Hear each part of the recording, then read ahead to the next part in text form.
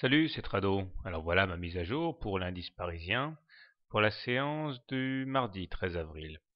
Une séance qui a très bien commencé puisque nous avons dès l'ouverture établi un nouveau plus haut puisque nous avons ouvert sur les 4080 à peu près et nous étions franchement à quelques points 8 points pour être précis du top absolu de cette dernière année. Et c'est sans doute la peur du vide qui a effrayé les intervenants en si bon chemin, puisqu'à partir de ces plus hauts, nous n'avons fait que perdre du terrain. Heureusement, le CAC se ressaisit par rapport à ses plus bas, comme en témoigne la mèche basse qui montre que les plus bas ont été achetés et nous clôturons donc une dizaine de points au-dessus des plus bas, une vingtaine de points au-dessus des plus bas.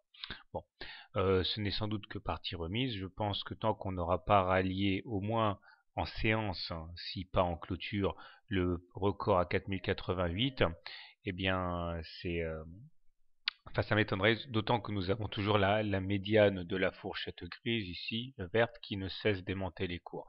Il n'y aurait plus qu'une vingtaine de points à prendre demain pour aller percuter l'un et l'autre. Mais déjà, certains signaux doivent mettre la puce à l'oreille des plus optimistes, à commencer par les divergences. Comme on peut le voir, même si le MACD est bien orienté et au-dessus de son signal, nous avons une divergence baissière, puisque un plus haut a été fait sur les cours, mais pas sur l'indicateur, et cette configuration de divergence se retrouve également sur le stochastique, qui lui aussi est bien orienté, puisqu'on est à plus de 70, mais voilà, pareil, des plus hauts ont été faits sur les cours, mais pas sur l'indicateur, qui a tendance à saturer un petit peu. Donc cela montre que la hausse actuelle eh bien, est un petit peu, si on ne peut pas dire qu'elle est irrationnelle, du moins elle est fragile, quoi. Bon, bien sûr, je vous passe les détails, mais on peut les retrouver sur plein d'indicateurs, ces divergences, également sur le momentum, hein, puisque voilà, aucun haut n'a été fait par rapport au 16 mars, alors que c'est pas le cas sur les cours. Donc triple divergence, donc signal d'alerte. Je crains que le contact avec la zone des 4080, 4100 par là demain soit prétexte à largage de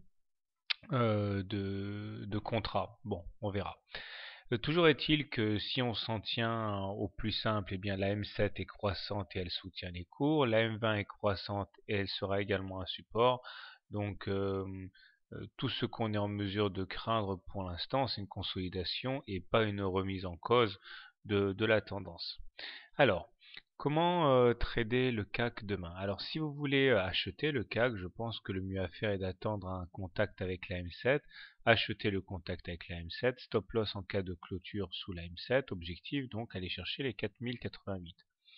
Pour les plus conservateurs, on peut espérer attendre un retour sur la M20 pour se lancer dans un trade similaire, hein. Donc achat de la M20, stop loss en cas de clôture sous la M20, objectif, eh bien les 4088.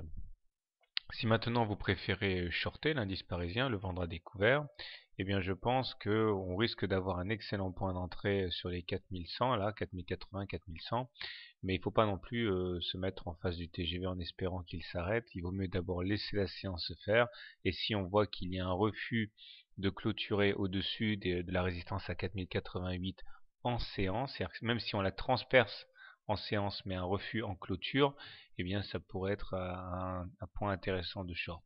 Donc en tout état de cause, hein, ne pas se précipiter sans avoir vu des signes patents d'hésitation à l'approche de cette barrière symbolique des 4080-4100. Voilà, c'en est fini pour aujourd'hui. Bonne soirée, bon trade et à demain.